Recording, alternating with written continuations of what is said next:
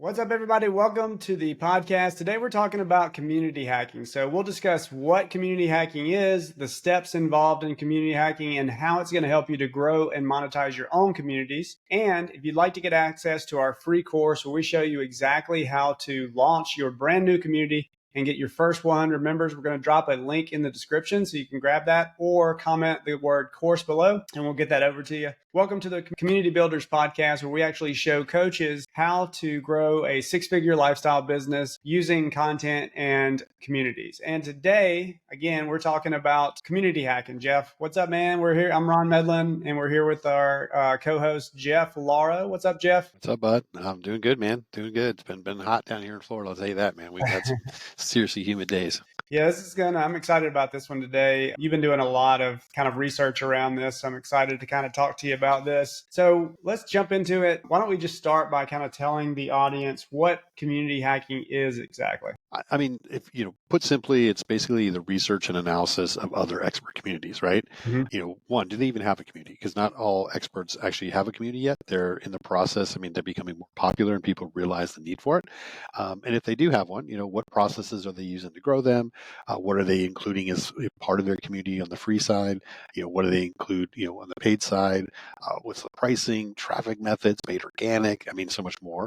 And the reality is it's just about the idea of improving yourself. And so, one of the things that, you and I are big fans of is always being a part of, whether it's masterminds or other communities or, really getting help, even if it's, people are on a tight budget. I mean, just reading books or YouTube University, whatever it takes, just basically getting better. That's the key to community hacking right there is I have my community. I want to be better. And what can I do to make it better? Yeah. So, I mean, essentially Russell Brunson's funnel hacking, but based on like just looking at communities and kind of reverse engineering what the most successful communities are actually out there doing. And the cool thing I think about community hacking, a lot of people, when they do like funnel hacking, they're looking at their direct competitors so they don't have to like reinvent the wheel. They can figure out what's working. I think with communities, it's kind of more universal than like a funnel because there's just certain things that work really well with communities. And so kind of reverse engineer what people are doing in the different pieces of the community, like the onboarding, what are they posting in the communities, their about us pages, their traffic, all of those things. You can really figure out like a recipe, like a playbook to grow and monetize. So I think it's really, really helpful. Yeah, no, I agree. And at the end of the day, like, Tony Robbins speaks about the idea of CANI, right? Constant, never-ending improvement.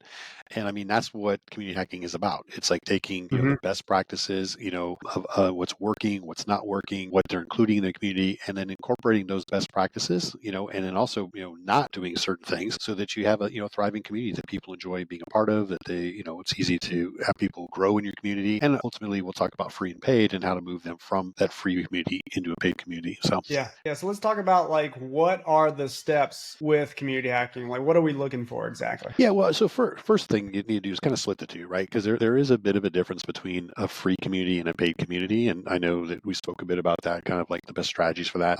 But there are different elements. There's a lot of similarities to them, but there are different goals. In a free community, the goal should be to deliver a ton of value, and then ultimately, get them to go into your potentially your paid community. And obviously, a paid community is really about getting people results. So it's just again, a little bit different goal for sure, but a lot of similarities and a lot of commonalities between the two that are really important. Yeah, so I totally agree. I think like if I was going to really funnel hack most people, I think I would start with the free community because our model is free to paid. And I think the client acquisition piece is a lot what most of us are trying to focus on to get people to actually convert into paying members. And part of that is, the traffic. What are you doing on the About Us page? How are you onboarding people? What are the first few posts they see? So all that stuff's really cool. Yeah, and I agree that piece is important, but I think you also, like you said, need to reverse engineer what's going on in the paid community, because once they get to the paid community, then it becomes all about retention and potentially if they have a high ticket offer, upselling that. What are they doing inside that paid community to ascend people to the next level? So I love the idea of like breaking those up and kind of reverse engineering hearing both sides of it. Absolutely. And I mean, the biggest key to a free community is really that goal, right? Is Mhm. is getting people to move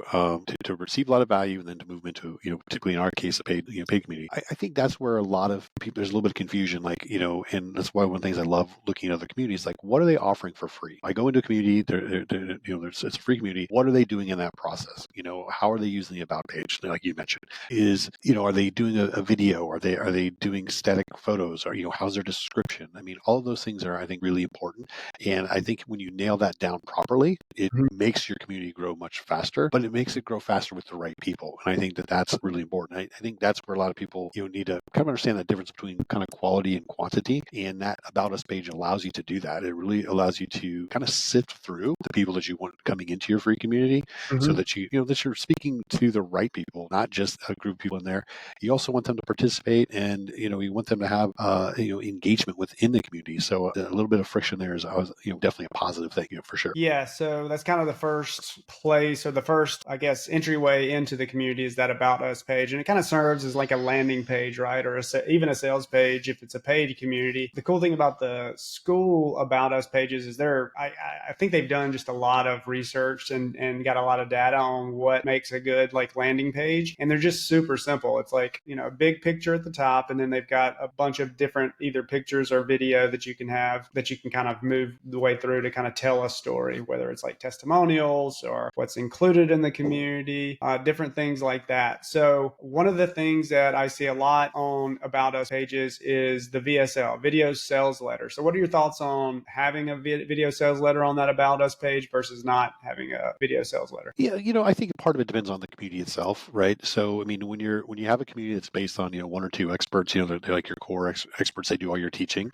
I think there's a lot of value in having a VSL or having some type of video. I mean, if you think about the population, right, 55% are typically visual people, the other 25% are auditory. So when you kind of look at those two right off the bat, you're talking about 75, 80% of the people are going to enjoy a video, and it Mm-hmm. also gives you an opportunity, I guess, to let members see a bit of who you are as the core expert, right? And Right. so I think that, as long as you feel comfortable on camera, I think there's a lot of strength in doing a video there. Because like you said, it is in a way a sales page, and, Mm-hmm. it should be treated as such. And I think that that's super important that people think about, right? Is that this is the first kind of many times the touch point that they're going to see, especially if they're Mm-hmm. inside of school and they're like researching communities. Then all of a sudden, if it pops up, like that is the first point of contact. So taking that About Us page, serious, again, adding some video, I think is valuable, key.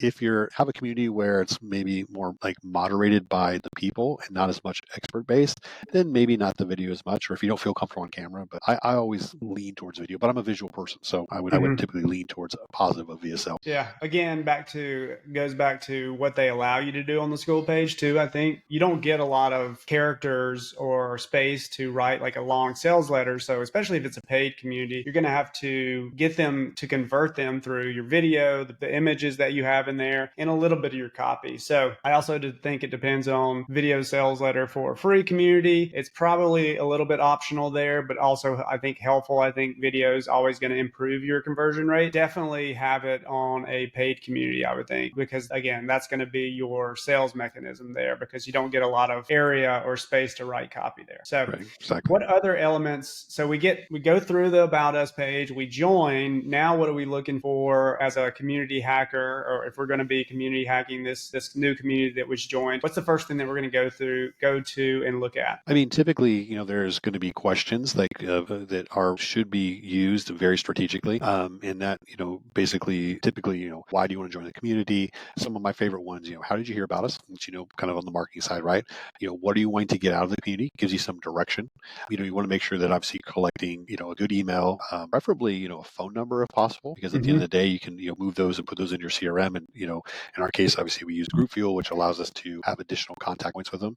So, I think those membership questions are really, really valuable. I think they're underutilized, and again, part of it's the goal of the community. If you're looking for total just quantity of numbers, then you're going to have a little friction there. But if you're Mm-hmm. looking for more quality, I think it's key to, ask pertinent questions, and then also not just let anybody into your community, right? I mean, if you don't feel they're going to be a good fit, they don't take the time to answer the questions. I mean, if you ask some simple questions that people don't answer, right? Are they going to be a good fit coming in and participating. Or, Mhm. so I think that those are all some, key elements to that. But those are my favorite ones. What do you want to get out of the community? How'd you hear about us from a marketing standpoint? And of course, getting a name and email and phone number are obviously, super valuable. And you get three, so you got to pick and choose which ones of those you want. I do think, getting the email, and honestly, I know with high level communities, that's like a throwaway. Like you don't need to capture the email address. I think with Skool, you do, because I don't know if you automatically get that like in a Zap, or when you set up the Zap to push that into your CRM. With high level, you don't need to ask email address. So that's pretty important, because that's an extra question that you get to capture more information. So also one of the things I think is important to think about around phone numbers is if you grab that phone number at that point, then you can also push that into your CRM. You can have an appointment setter reach out to those people via telephone. You can even have some AI set up where you'll start sending them a workflow. And then if that person responds to the workflow, the AI appointment setter can come in and actually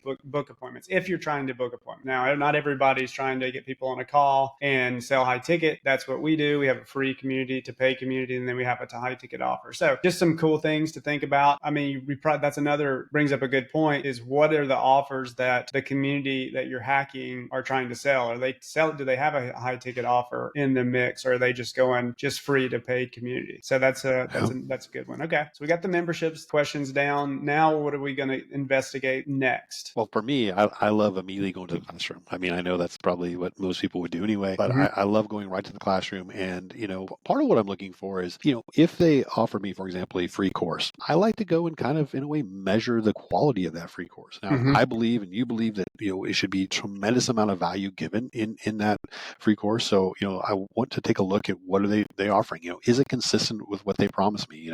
Is it just some fluff, or is there really kind of, like in our case, we want to deliver somebody a win on that, free course. We want them to go through the course and actually experience a positive win that helps their business. And of course, by doing that in a free community, then the natural, thoughts would be, hey, if this is what we're doing for free, imagine what we would do if you actually paid us. So I think that's really a key element to it. And then, I think some of the challenges that, people have is that they when they offer that free item, and it doesn't necessarily have to be a course. We believe giving a free course. Sometimes like these lead magnets that, you get on Facebook, and they're just not very good. And it's not a good way to advertise. It's not a good representation of who you are. So I think the key is, to me, go in the classroom. I want to check out what's for free. What are they giving to me that is helping me say, wow, man, I would love to work with this company, right? So I think that's really good. I also look for the auto messaging that they're getting. I think that's a critical part of it. Obviously, most experts are offering kind of an onboarding call and a strategy call. So love to make sure the classroom looks good. I like to see what their auto messaging is to me.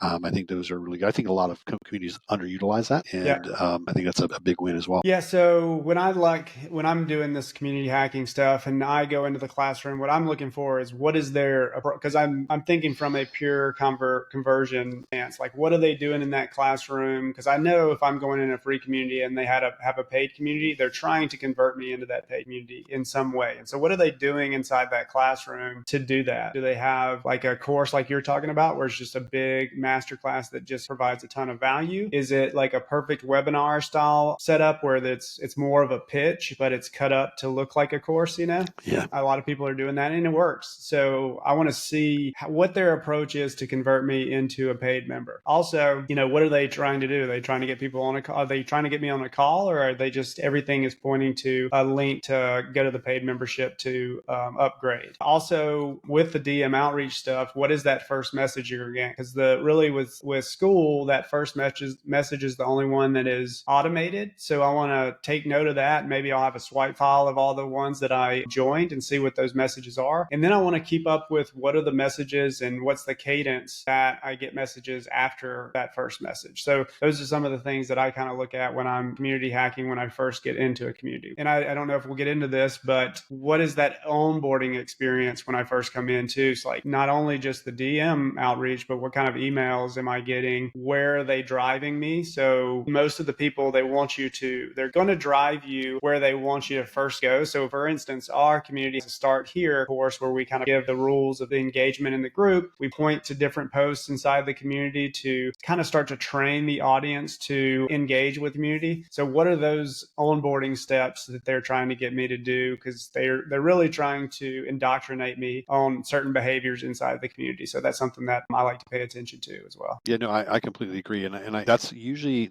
you can tell when they've really thought out that process, because what they'll typically do in the start here is, and I've seen the best practice is to let people know exactly what to do next. A Hmm. lot of times it's when you have a community like that, people don't necessarily know what to do, and so you have to let them know very specifically, like, hey, please do an introduction. Even give some direction on. I love when they give a little direction, like, hey, here's the three little things we want you to say in your introduction, right? I know one of the things that you've done recently, which I think was great, was when you had people kind of explain who they are with a GIF The file, right? emojis. Yeah. And our emojis, right? And like Yeah. those are some like cool things. So I agree. I love to pay attention to like their start here. But again, that's part of that free stuff. But it's really also setting what the community is about, setting kind of a standard. And at the end of the day, we want a thriving community where there's participation. And I think Mhm. that that's critical in that start here, which obviously is super important. But yeah, I think that that's on the money, man. With what you need to do in that very beginning is set the tone, give them some direction, and then again, if they're the right people, they'll actually follow suit. I mean, we want people who are doing the work, so we want to see who's actually going through the process. They're following those steps. Also, I've noticed that when after the first auto message, I like to see how many days before I get my next message. Yeah, like the And cadence. yeah, Yep. the cadence, and whether or not like maybe they have a community manager or they maybe have other members doing it. So I like to analyze all those little features. Yeah, yep, that's a good point. A couple of the communities, it's like the main person. Other communities, it's like a moderator, almost to what is it, edify the founder and kind of keep them in that position of authority, like they have a team. So I like that. Cool. So what next? What are we looking at? We looked at the classroom. We looked at the kind of the onboarding experience, both from emails and text messages if you're getting those, plus the start here. And what about like maybe some of the content that's in the community feed itself? Absolutely. And I think that's where, again, you want to be very proactive and planned out with that. So, a lot of times you'll see people doing, kind of question-based posts. I love when a community will actually show like wins, potentially of different client, testimonials and wins. Mhm. But, that feed is pretty good. And I like to analyze, how many people are on their own posting things to actually kind of see the activity. Sometimes you'll see where like the person that maybe owns a community, they're kind of the only ones that are really, posting. And so that Mhm. just kind of tells you that maybe the engagement isn't as strong as it needs to be. And the idea is, it's not just a platform for the expert. It's really the idea of a community is to get kind of everybody involved. So, Right. are they, what things are they doing? Are they putting in, maybe in the free community, maybe they'll put in, podcast links like we would do. Maybe they'll put in, live trainings. Maybe, they'll do some advertising. Maybe they're giving away more free stuff, through two steps. So I like to analyze kind of what's happening in their feed and then what kind of responses are they getting based on those. Because if, for example, they're using maybe a live training and it seems like they get lots of feedback, well, that might maybe something we would incorporate is maybe do more live training, right? Mhm. So I think the idea of analyzing that feed, what's getting the most response, is very helpful to make sure your community is, of value. And so again, taking the best practices from somebody, their community and incorporating those positive things. And then also sometimes you'll see something that maybe didn't land too well, Yeah. and so it's kind of good to know that so you don't kind of do the same mistakes somebody, made. Yeah. But I think those are all, very important features of it. Yes, that's great. A couple of things that I would probably add to that is, yeah, we actually keep a swipe file, our Airtable community OS that we build out for clients to help manage the communities. We can actually, it's on Airtable, so there's like a little web clipper thing. So I kind of sometimes what I'll do is I'll scroll through the community and I'll probably actually go to the owner's profile page, and then you can click in there and you can filter by just posts, and I'll scan through there and I'll find the ones that are have the most engagement, and then I can basically scrape that and add it to my Airtable swipe file, so I can come back to that and I can categorize what kind of post that is, and then I've just got this library of swipe files that I can kind of pull from to create my own content. I don't obviously model it, don't copy, and that gives you great ideas on what you should be adding into the community. Also, with the different types of posts, like what features are they using for those posts? Because with Skool, you have action posts so that you can get people to take action and complete an action. So are they using that? Are they using a lot of GIFs in their responses and their replies? Are they using polls? Polls are big for engagement, it seems. Kind of, are they doing like challenges in there, because challenges seem to get a lot of engagement. What are the types of posts, the categories of posts that are really, generating engagement? And then are they doing anything on those posts from a conversion standpoint to get people to either book a call or join the paid membership? So those are some other things that I'm kind of doing if I'm analyzing the posts in the community feed. If I can add that, there's a couple of communities I've seen, and I would say at least once a day they do a post about getting some help, jumping on a call, and they're very proactive. Now it's a really large group, and so they have lots of other interaction, but at least once a day they typically will post something to the effect of, hey, jump on a call with us, let us help you, that type of thing. So again, I look for that as well, and again, that's why having a lot of interaction from other people is pretty critical.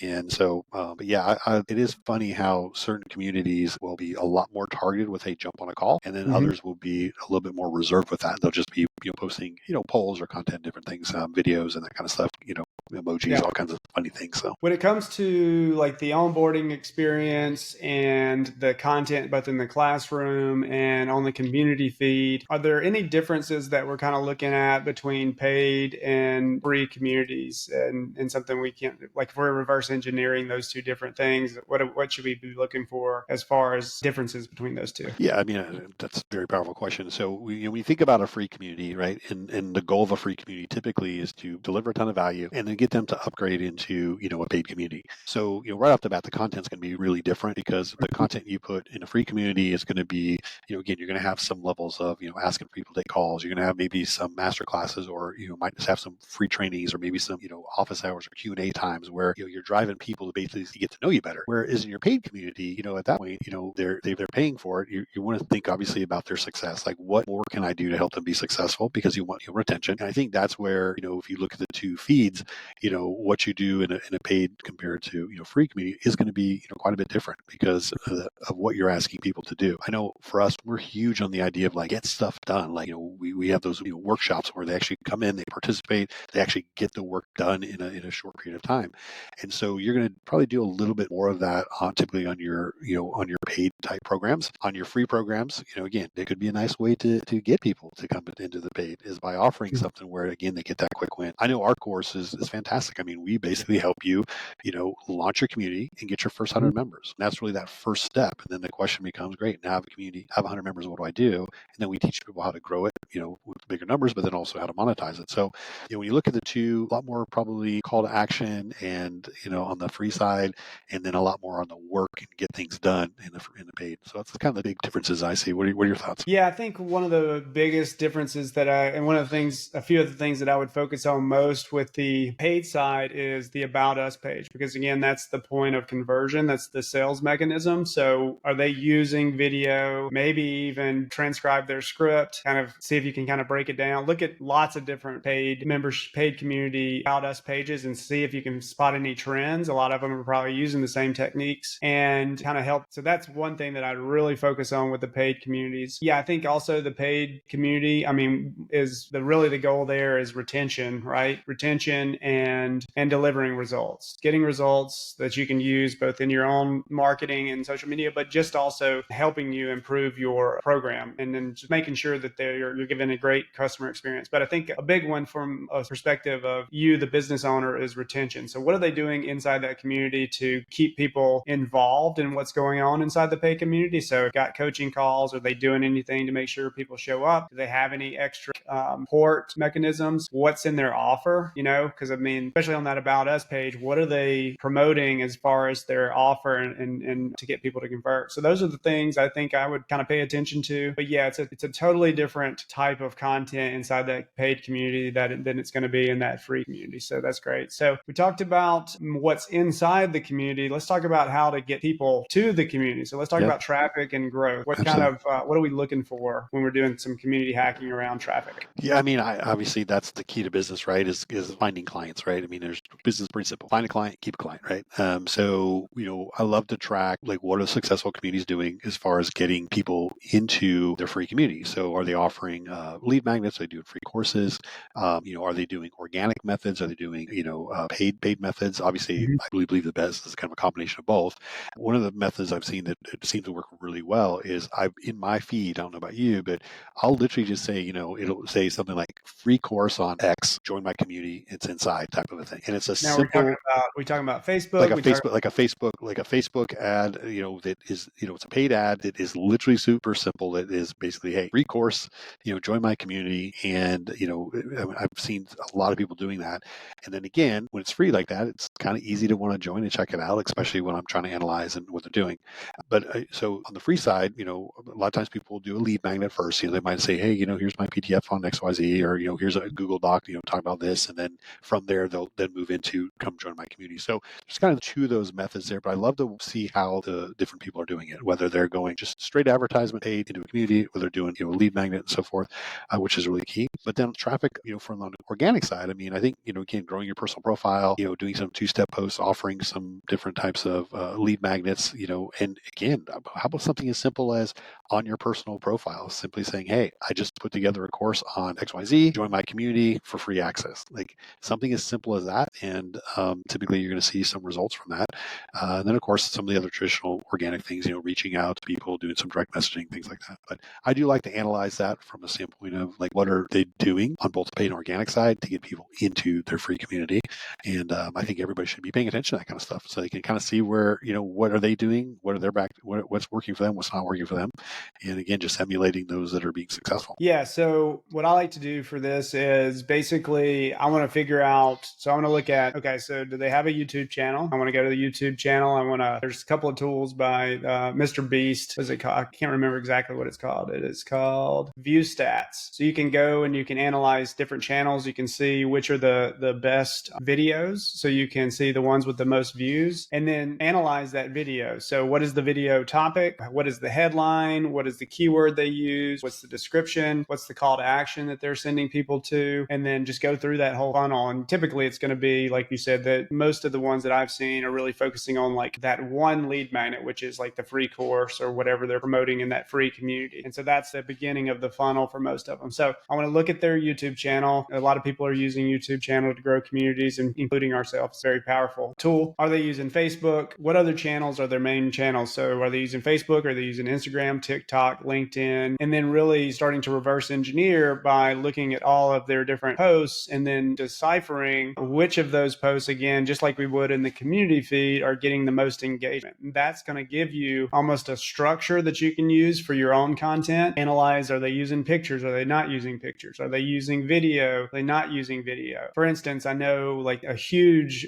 system or a huge strategy right now is these videos where there's no audio or anything like that. It's just a short video that films the person doing something like at their desk or something, and it's just got, hey, if you want to do this, read the caption. This is on Instagram typically, but you could use it on other ones. And then in the caption, it's like a post, and then it's got, to join our free community, comment whatever below, and then they comment, and then ManyChat takes over and starts a DM conversation and then drives them to the community. That's a big strategy right now to grow communities. So that's one thing, is figuring out what channels they're on and then finding out which is the best pieces of content to kind of tell you what your content strategy should be. From the ad side, I think it's really good to go to the Facebook ads library and then type in that person's name, or either find their Facebook page and then go to their Facebook ads library and then see all the ads that they're actually creating. We, again, with our community OS, we have an ad swipe library that we created. We actually have a video on our YouTube channel showing you how to do that. But that is where we can actually take the copy, we can take the images, and we'll have like a swipe file library that we can see what's working for other people and growing their community. So those are the core things that I would do when I was reverse engineer what they're doing from a traffic perspective. And if I can add, like, there's some simple things that people are doing that I really appreciate, right? So obviously YouTube is search. So for example, when you go into YouTube and you watch a video, typically on the side, you'll see kind of related type of things. And I've seen a number of times where I would click on a video that I was watching, and they would literally have right there, hey, in the video, sometimes join my Skool community, or they'll put, something up on the video, basically just kind of a, join my Skool.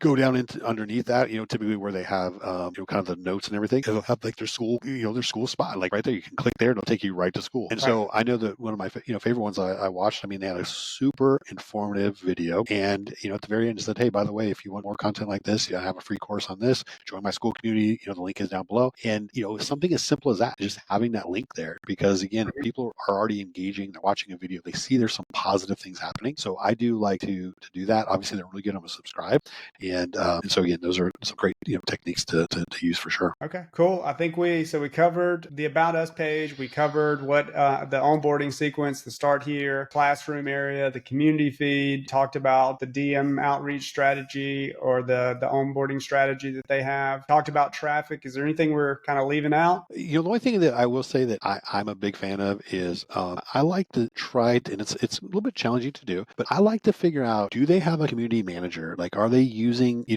maybe an executive assistant or something like that to help kind of reach out, or are they kind of doing it all themselves? And obviously, part of it depends on the size of it. I mean, I know we we use our executive assistants, and they help in that process. Like, we're active in it ourselves, so I don't want never want to be. I would never recommend like putting it all off onto a community manager or something like that. I mean, you should be we should be involved as well, which we are. But I do like to see if I can kind of figure that out a little bit, because I'm always anxious to learn how they might be using those community managers, and from our perspective, of course, we have some that help guide through the process, and I think that's something that it's not easy to figure out, but it is kind of like a fun little challenge, right? If I can figure out if they're doing that or not. So I would say that's pretty good tip as well. Is it makes me dig a little deeper, kind of seeing the same people posting over and over, and maybe the relationship, and then usually I'll get a chat, a direct message from sometimes their assistant or their appointment setter. And I think that's again the benefit of a community manager, is when people are constantly participating, they should be reached out to when they're online, and kind of say, hey, would you like a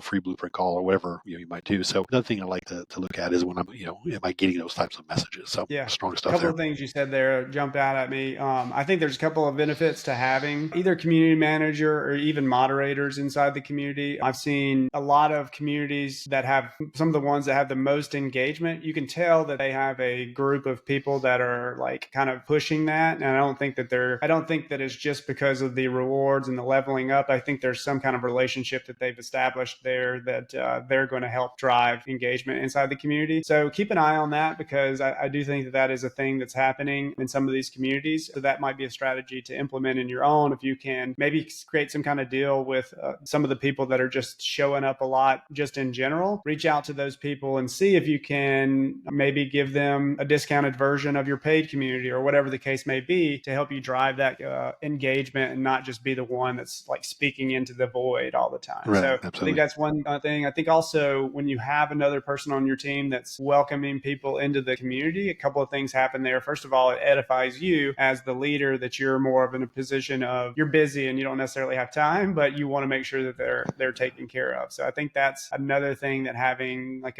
a manager, community manager, can help you do. So great stuff. I mean, I think that everybody should I like to spend a good amount of time just sitting down, block off a couple of hours where I can just analyze communities, because you're going to start to build out these like recipes that work really well inside of your community. That's just a playbook that you can kind of run on a daily, weekly basis to help you to get people into your community, to help people to onboard people into the community and keep them engaged, and then also to convert them into your paid membership. So great stuff. Anything to add before we end it? The last thing I would say is, that's one of the big benefits of actually having like a paid community manager, like, again, using an executive assistant to do that, is that they can make sure that, nothing falls through the cracks. And, it's a lot more affordable than people realize. We're not talking about thousands of dollars to have a good community manager. I mean, you can find one for somewhere probably between about $300 to $1,000, depending on, how big your community is and how much time they're working.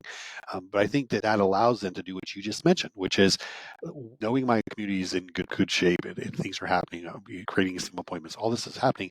I can then take some of my time and I can start doing some of those higher value tasks, like doing some research, going into other communities and actually learning different material, right? I mean, it's not just about having my own community, it's also about constantly improving myself. And so, that's why we're members of a number of paid communities, because, and I need to have time to do that. So when I have a community manager that does some of those routine type things, it gives me the ability then to do some of the learning process, or some of the, again, community hacking myself, or reverse engineering that, so that I can, continue to make our better. So yeah, great stuff. But I mean, again, I highly recommend, again, I people can tell you're looking at. uncomfortable by the word community hacking. You know what it is. I think the word hacking is. It sounds like kind of bad, but it's really not like bad because Yeah, again, I think it's obviously it's about intent, right? And so I think the idea of hacking is, sometimes can come across negatively. And so I like the idea of probably reverse engineering it and yeah, whatnot. But again, it's not about stealing or taking somebody's doing and like taking their word for word. It's really about saying, hey, what's their best practices? What are they doing? It's the same thing we do in life, right? I mean, if you're a golfer, what are you going to do? You're going to watch the pros and you're going to watch some of their best practices, and you're going to kind of do it. So same concept, but yeah, sometimes the idea of the community hacking gets me a little bit. The term hacking. Yeah. Well, awesome stuff. I hope y'all got a lot of value out of this. Again, if you want to get our free course where we walk you step by step through how to launch your community and get your first 100 members in 10 days or less, then be sure to click the link in the description to join our community and you'll get access to that, or drop the word comment below and we'll send you the course. Thanks y'all for watching and we'll see you in the next episode. See ya. See you guys. Bye.